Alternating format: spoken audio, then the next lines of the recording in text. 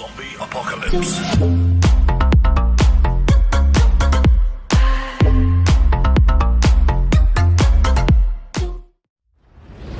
The world is not random.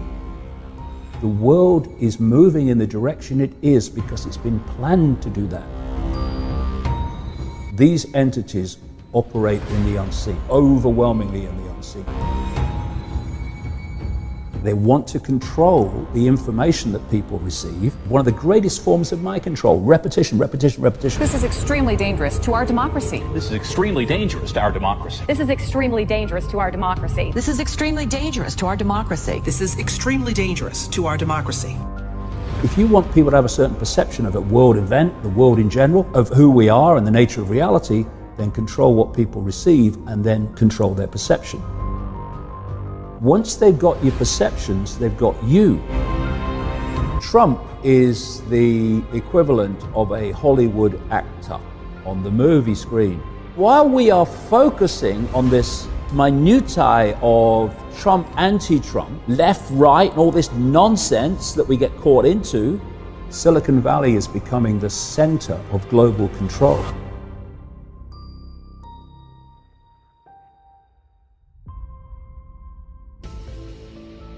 This global conspiracy that I've been exposing for 3 decades is basically the hijacking of human perception. Because if there's a few of you, and compared with the target population of 7.5 billion, something like that now, the number of people in full knowledge of what they're doing is tiny. Hundreds, thousands. Thousands maximum. At the core, hundreds at the core. At the core of the core, even less. And the rest of the structure is fiercely compartmentalized. So people are daily different parts of this global web structure playing a part in pushing the world in the direction I'm talking about, to this centralized world dictatorship, without realizing that's what they're doing. It's a tiny, tiny number. So given the mathematics, you can't physically control your target population. There's not enough of you. Yes, you can do it through people in uniform, which is manipulating the target population to police the target population, but you can't do it en masse. What you need to do is control the perceptions of the population, because perception is everything. Perception dictates what you believe, what you don't believe, what you'll challenge, what you won't challenge, what you'll accept, you won't accept, support, everything. Once they've got your perceptions, they've got you, and they've got your life, and they've got the collective perception, they have humanity. This is why they want to control the information that people receive and to marginalize alternative ways of looking at the world, because where do perceptions come from? They come from information received. It might be a personal experience, information, or it might be the 10 o'clock news. But with most people, it's going to be the 10 o'clock news, but it's information. So if you want people to have a certain perception of a world event, the world in general, of who we are and the nature of reality, then control what people receive, and then you'll control their perception. So when I look at the world, I see vast numbers of people who are perceptually programmed. And when I break it down in the book, when you look at a human life, it's basically a perceptual programming and download from cradle to grave. You come out of the womb and immediately you're influenced by your parents in terms of your perceptions. And they're not being malevolent, most of the time anyway, the vast majority, but they've been through the system you're about to go through, the process you're about to go through. They've bought it, accepted it as normal, accepted the crazy place to be sane, and therefore out of wanting to do right for you, they'll pass those perceptions on to you.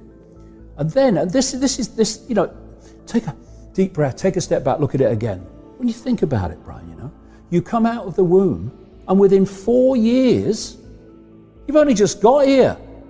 You're sitting at a desk with an authority figure representing the state's version of everything in front of you, telling you when you have to be there, when you can leave, when you can speak, when you can go to the toilet, when you can eat, what is, what isn't, what's possible, what's not possible, and the nature of everything.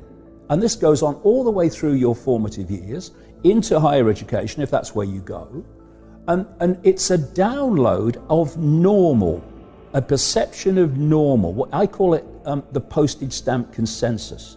It's a narrow band of sense of the possible, which has basically been repeated. One of the greatest forms of mind control, repetition, repetition, repetition, all the way through your formative years. You then go out from there into the institutions. You become a journalist, you become a politician, you become a doctor, you become a scientist, you become a CEO, whatever. And you take with you into those institutions this core version of normal. And when you go as a young person into those institutions are already pillars, solidified concrete pillars of the same sense of normal. So now you've left school, but where you're working is still confirming to you that the madhouse is sane and normal is how things are. A journalist who's doing a story on a medical condition will not go to a complementary practitioner who may have had great success in treating the particular ailment they're writing about. They'll go to a doctor. The doctor will give him the song sheet, postage stamp consensus version of that problem. And so normal are kind of what we believe about medicine, Everything. Capitalism, government, all of these things are these normals that we've been programmed. Because it's basically, Brian, all people here. I call it the mainstream everything. The mainstream media, mainstream science, mainstream medicine, mainstream journalism, it's all unknowing, most of them, the vast majority, agents of the postage stamp consensus. Then you add the fact that the global media, now 24/7, is reporting world events constantly, in all their multiple different ways, from the same postage stamp normal. So, people like me who left the postage stamp a long time ago and it passed over the horizon a long time ago, we're crazy, not by breaking down what we're saying, but by reflex action, because that's not normal, that's not on the postage stamp. Then you look at politics, and where you've got a choice between left, right, and center, what's called the political class. That's very, very true, political class, but I would call it something else. It's the postage stamp consensus political class, because the left in politics is on the left of the postage stamp, the centre somewhere in the centre, and the right's on the right of the postage stamp. But they're all on the postage stamp, still coming from this perception of normal that is about, use another analogy, about the size of a pea. It's the illusion of choice. Yeah, exactly. Then you have peer pressure, because all those people who, the vast majority, have accepted this download of normal, with the blinkers on, I have no problem with that. If you want to give your mind away to someone else's perceptual program, fine. The problem comes when those people think that they can then dictate, ridicule, intimidate those that have a different view. Because that's psychological fascism for me. Up to this point, they have manipulated human perception by manipulating the information people receive. The plan is to go beyond that, where they are the perception. And what I'm talking about, of course, is artificial intelligence, which brings us back to the devil's playground, Silicon Valley. Because that is increasingly the center. In the shadows is where it's coming from. But in terms of the world that you can see, Silicon Valley is becoming the center of global control. Not only is it driving, people will be shocked to see how deep Google, it's just a search engine, and Facebook, it's just a social media platform. To see how deep they are in the transhumanist agenda of connecting the human brain to artificial intelligence, so that artificial intelligence becomes the human mind. And that's not me pulling this out of the ether. I'm quoting there a Google executive, Ray Kurzweil, one of the global PR men for Frankenstein. Is he a Google exec? I know he's at Singularity University. He's a Google exec at the Singularity University. Okay. And he has said that by 2030, and that's a date, a year that keeps coming up again and again, 2030. The human brain will be started to be connected to artificial intelligence. And I'm quoting Kurzweil here. And then artificial intelligence will do more and more of human thinking until there is no human thought and artificial intelligence is doing it all. Now, why are they openly saying this now?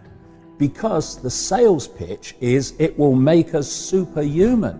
So isn't that great? Getting the population, especially the young, or will be the adults then, addicted to technology is all about the here, kitty, kitty, kitty, preparing people to accept this. So you've got that agenda at the end of this road of the human mind as we know it being replaced by artificial intelligence. But out of the same, as I was mentioning a few minutes ago, out of the same devil's playground, Silicon Valley, is coming the Google, Facebook, etc., algorithmic censorship more and more of the alternative media using various excuses. Because what they do is this, they'll give you an excuse, oh, we've got to stop jihadis. Okay, right. So, oh yeah, we'll stop jihadis. Okay. And then they widen it and widen it. It's not jihadis anymore, it's people like me. And other people that are questioning the official narrative, and they pull them in. So the alternative media is under tremendous pressure now and suppression because it's challenging the narrative, and that changes perception. Change perception, you change the world.